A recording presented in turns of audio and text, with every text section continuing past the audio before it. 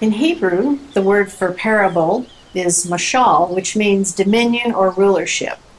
And in rabbinic literature, that word mashal would be translated to what may the matter be compared. So we know that Yeshua began many of his parables with, the kingdom of heaven is like. So join me in this series and let's find out what the kingdom of heaven is like.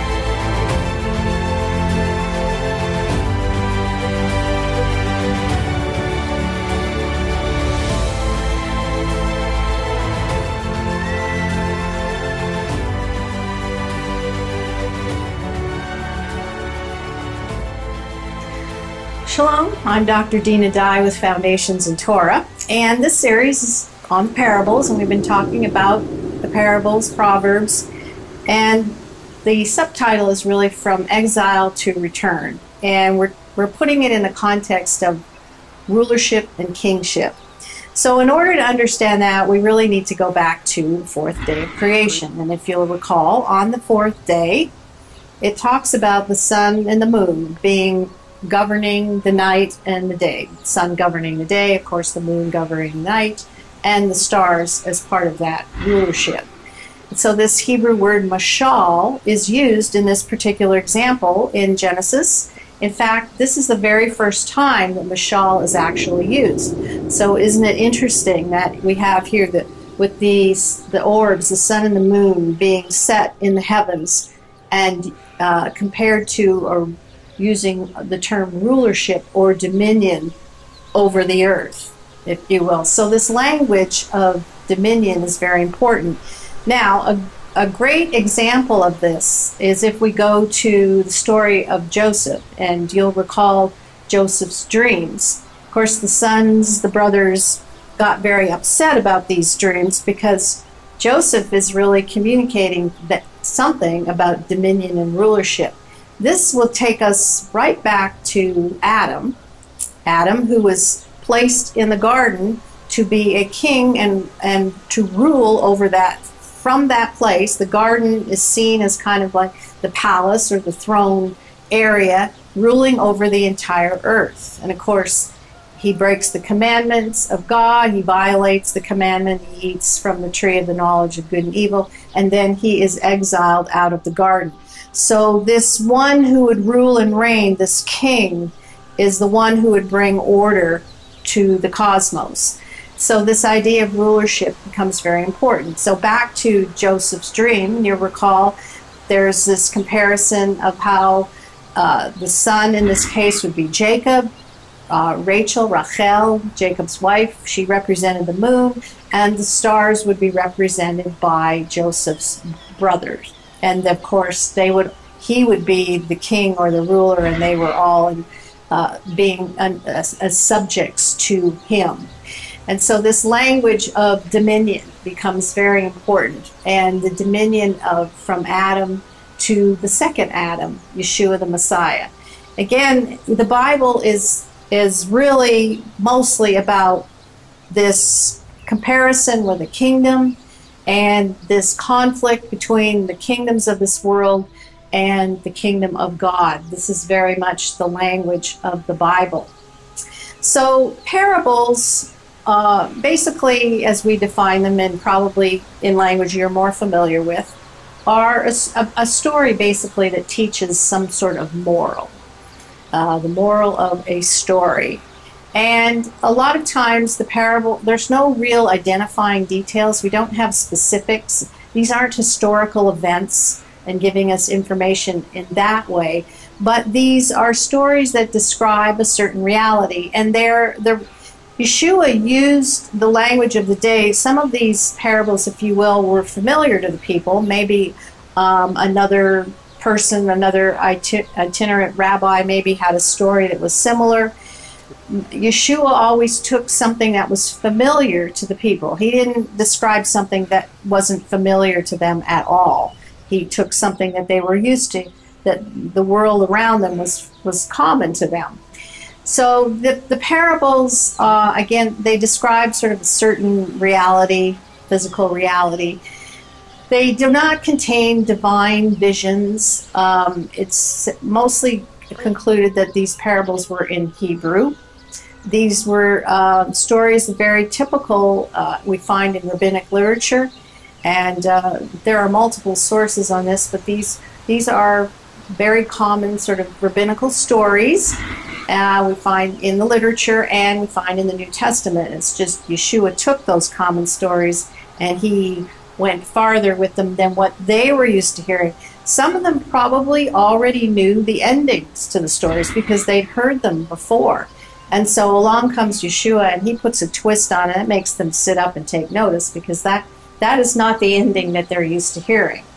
This again, I think, alludes to Yeshua talking about the mystery or these hidden words, is because the ending or the conclusion of the story was not anything that they were familiar with. We don't really find the parables as these stories in any of the post-biblical literature, not in the Apocrypha. We don't find this in Josephus. In the pseudepigraphic writings, we don't find this. But it's not typical of any kind of Greek or Roman literature, not for that period. But it is very common in the Hebrew literature. And so this is the culture that is unique to the New Testament period, the first century. And again, it's important to keep the context in mind because it's talking about a cosmic kingdom. Even though their world, they got a real king, they got real rulers over the temple, they got Rome running the show, Yeshua is trying to point them to something greater than what their surroundings are. He's trying to point them to the cosmic rule of God, because they are not, after Yeshua dies, Rome continues to run the show. The temple's still standing for another approximately 40 years, and the temple had become kind of a corrupt place. Those who were running the show saw it as their fiefdom, and they made a lot of money off of that. And so the physical world is still there, and it's not a pretty sight. And there's going to be wars after that, up to the time of the Bar Kokhba revolt, approximately 135 BCE, and on it goes, and eventually the fall of the Roman Empire, etc. So the events on the ground, the physical world in which they live, is not going to change. They are still going to be oppressed and enslaved by. However, God, through Yeshua, is showing the people the cosmic rule of God. It is under the cosmic rule of God in which they will be free indeed, in which they have been delivered, in which the exile is over, in which they have been restored. This is the key. Even though our physical situation hadn't changed, the cosmic situation, the heaven and earth and sea, God ruling and reigning over all of the universe, that is what's changed. And so now, who is your allegiance to? Are you going to align yourself with Rome and the Caesars, or the Herods, or the temple leadership, or you're going to align yourself with God under the rulership of his Son? That becomes critical. These kingdom stories speak of the exile that they're experiencing, and these kingdom stories, these parables, talk about the restoration tucked away in that. Some of these stories are really short, and yet this is the message, this is the underlying message. And so we could argue in Genesis chapter 1, we have the creation of the world, the rulership and dominion put under the feet of mankind, of Adam, who is to rule and reign under the authority of God himself, Adam to rule under his sovereignty. And so that is the language of the creation. And yet Adam violates the commandment, he violates the covenant, he breaks the covenant, he's exiled out of the garden, but God has a way to continue to restore things. And so the idea of new creation comes out of the creation that is experiencing chaos and decay. New creation will come.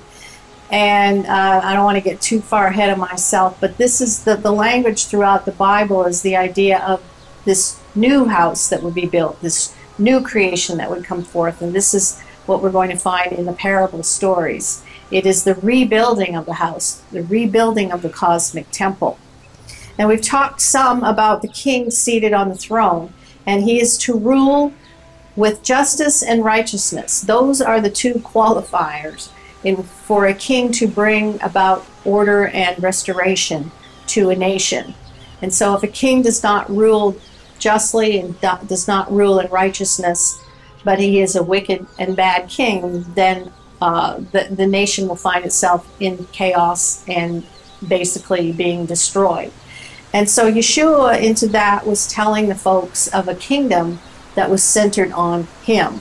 He was their king. He was their Messiah, the Son of God, the Son of David, who would rule, the dynasty of David, who would rule and reign. And so in telling the stories that the folks, again, would have been somewhat familiar with, some of these stories, he was inviting those that were listening, he was inviting the hearers to be part of that story. And he was inviting them to hear how one could be free. Because, again, as I mentioned, they were being oppressed by in multiple areas of their life, practically everywhere. Rome, of course, under Caesar, from the Herodian kings, and also from the temple ruling elite. So it was kind of a triune thing, that they were being oppressed and squeezed on every side. And it is into this that Yeshua came and told these stories about how the exile would end, even though they were in exile, and how the kingdom would be restored. And so through this, the stories, the parables speak of a redemption, if you will, from slavery by foreign powers. This is the thing that those people understood best. This is something we don't really understand. We live in a nation, basically we've been free for several hundred years, free to pretty much do whatever we want, free to pretty well destroy the nation.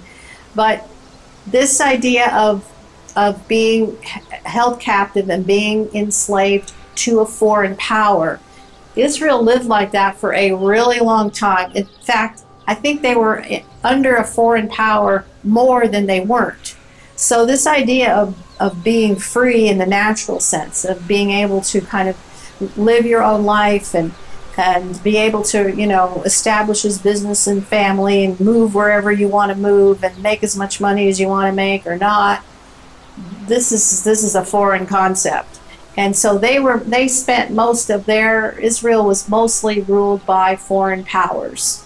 And so again, I talked about the Babylonian exile, which was really the seminal moment in the history of Israel. And the Bible speaks of that particular event almost more than in anything else. That was the lens or the filter through which some of Israel's later writers would write about their history, is through the lens of the Babylonian exile. So we haven't experienced exile in that way. And what did exile mean to them? Well, they lost their land, they lost their temple, the presence of God was no longer in their midst. They lost their culture. They lost their financial prowess. Commerce was affected. The laws under which they lived, that was affected. All sense of cohesion of a community is gone. They've lost their citizenship because they are no longer governed by their kings. They are essentially stateless, and they are homeless. And this is what's happened to them. We can't even conceive of it. Unless you happen to be one of these stateless, homeless people in some of the countries of the world today, like the Rohingyas in Myanmar, who were never given citizenship of their country and basically were forced into exile into Bangladesh. They are stateless, homeless. living in a refugee camp with 1.2 million people in probably 6 to 8 square miles. So that's an example today of what this might be like. The Rohingyas had lived in Myanmar for, I don't know, about 8 centuries. But think of Israel going back millennia, and they have been uprooted out of their nation and into a foreign land. This is, again, this is huge and something that we don't really understand all that well. So they were, what we also have a hard time understanding is the kingdom concept in the natural world. It is basically political. The Bible is dealing with the political reality of Israel all through it. Especially we see in the prophets, Isaiah, Jeremiah, Ezekiel, etc. And the language of it's all about money, follow the money, is really very true. So as they're in exile and being enslaved by foreign oppressors, that uproots them and takes away any sort of power they might have. Now we know over time in Babylon, as the folks settled in, they did begin to produce. They had families, and families grew, and they established businesses, etc., etc. The problem with that is things actually got pretty good in exile, to the point where they didn't really want to go back to the land. Because if they were going to go back to the land, there was nothing there for them. It was just in a state of decay. Nothing had been rebuilt. It wasn't a pretty picture, and it wasn't a place they wanted. They were not going to go back and have great businesses and buy property and do all that sort of thing. The point of going back to the land was, of course, to rebuild a house for their God, which many of them did not want to do because they were in comfort. And we do find ourselves in a similar place oftentimes today. We would much rather make sure that we keep our comfort than build a place for the presence of God. Now, I'm not talking about per se building a temple, going to Israel and building a temple, but I'm talking about building the house for God, for His presence, from living stones, which is supposed to be the body of Messiah.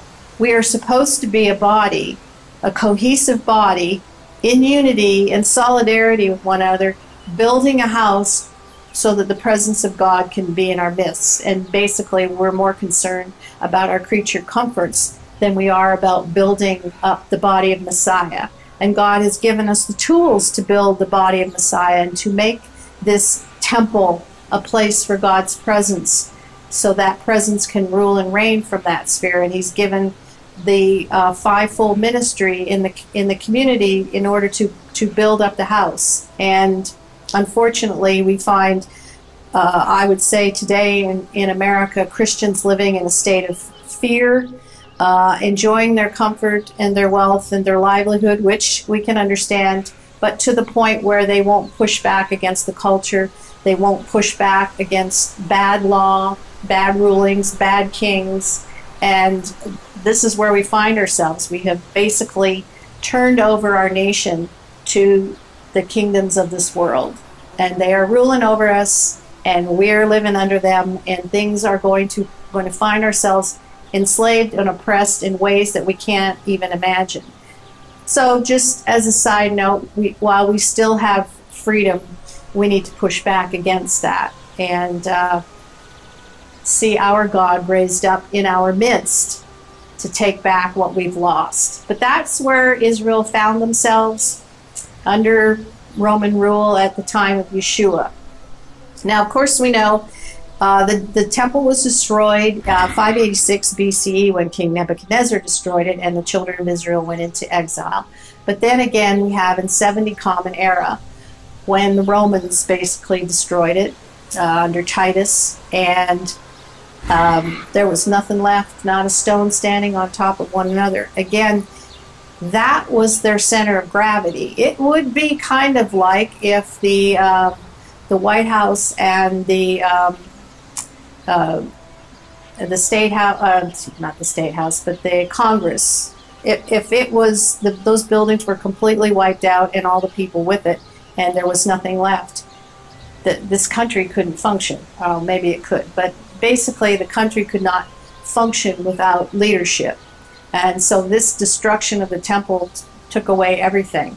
And it was it was, of course, the children who were left in the land of Israel were dispersed to all quarters of the Roman Empire. And that's what we call the diaspora. They eventually migrated to the four corners of the earth. And so the parables that Yeshua, into this environment, the parables, Yeshua speaks of the restoration of the kingdom, about the return from exile to the land where they would be free. It signified, these stories signify or pointed to like the Exodus out of Egypt. And so Yeshua, through them, was communicating the need as in himself of a new Moses, of an Exodus, of a liberation that they needed. They desperately needed. They understood that. They were in need of victory, of deliverance and freedom over these pagan tyrants. And so these narratives of the parables really take us all the way back to Exodus, if you will. This is the language of recreation, of new creation, the language of being set free. So this is what, it's hard for us to even imagine that kind of message coming forth from Yeshua as he went from temple to Galilee and around the environs of Israel, this message of freedom. It's hard for us to imagine. For the Jewish people and the traditions, the Exodus, of course, is the ultimate event in the Bible. And those who have celebrated a Passover Seder, who've been invited to such a thing, will understand the whole story of the Exodus was seen in Passover. And so it's a very important story, the deliverance and freedom that comes at Passover.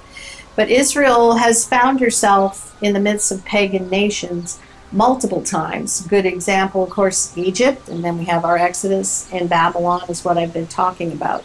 And they have found themselves to be slaves, brought initially free in their own land and then brought down to these other nations to become slaves. And so it's through this kind of language, this Exodus type language, that Yeshua is communicating the story of the kingdom of heaven, the story of the parables, of how they could truly be free, what it means to truly be free in a whole different way than they were familiar with.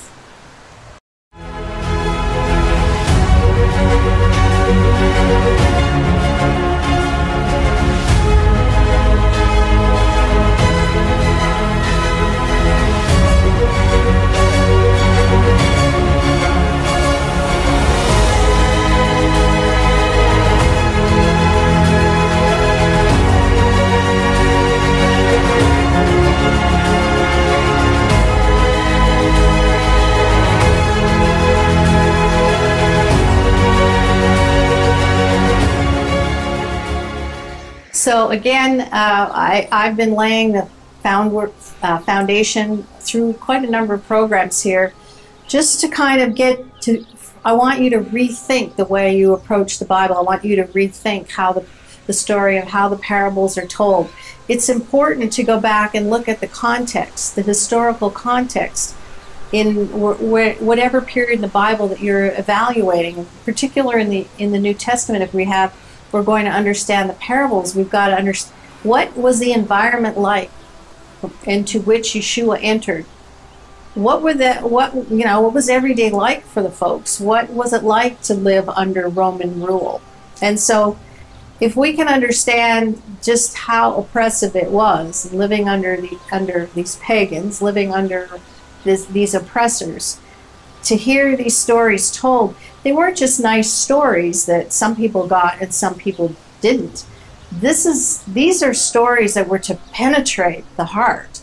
These were stories to let the people know that there is a cosmic kingdom and that God is ruling and reigning over that kingdom and that they can be set free in that kingdom.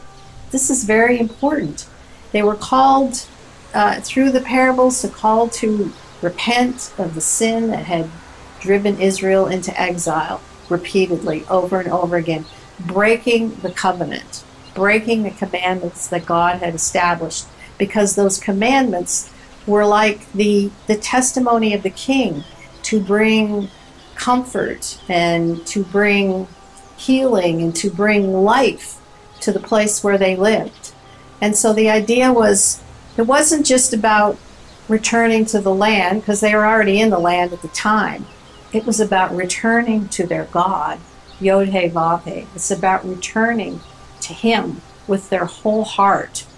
It's about He would set them free, and that Yeshua would be the instrument to bring healing and health and to rescue them from the oppression that they were experiencing. And the oppression externally would continue, but yet Yeshua would deliver them in their life, and things would be radically different from that. And so this, again, the key in all of this is to understand how important the historical events are in the Bible and how that has shaped Israel, so that they would recognize Messiah, the King, when He came. Now, of course, not everybody did. There were plenty that didn't. But for those who did, for those who heard, for those who recognized that the kingdom is transformative, that there is a kingdom that exists, there's a king that is ruling and reigning over that kingdom, and that kingdom is the kingdom of our God and of His Lord and of His Messiah, and that He will reign forever and ever. This was the message that they came and that Yeshua brought to them through the language of the parables. Now, I bet you never even would consider that the parables would have so much behind them. They just seemed to us like quaint little stories. I would imagine that the parables have probably been talked about from the New Testament almost more than anything else that Yeshua said. We're all familiar with them. One's like the prodigal son, which we're going to talk to we're going to talk about in a completely different light. Again, some of them are really short, but the parable, the pearl of great price, I mean, it's a verse basically, or the mustard seed. But all of these, again, have a dimension of the kingdom that we're not really familiar with, and they're being spoken to a people who are ready, those who are ready to hear, and to hear that there is a kingdom greater than themselves. There's a kingdom that is greater than imperial Rome. And the influence of Rome around them, we can't even quite imagine, with Rome's gods and goddesses and the pantheon of gods basically running the show, and how challenging that environment must have been. And to even see their temple standing behind them, and yet things aren't running exactly the way they're supposed to. And into this, Yeshua the Messiah comes and declares that they can be set free.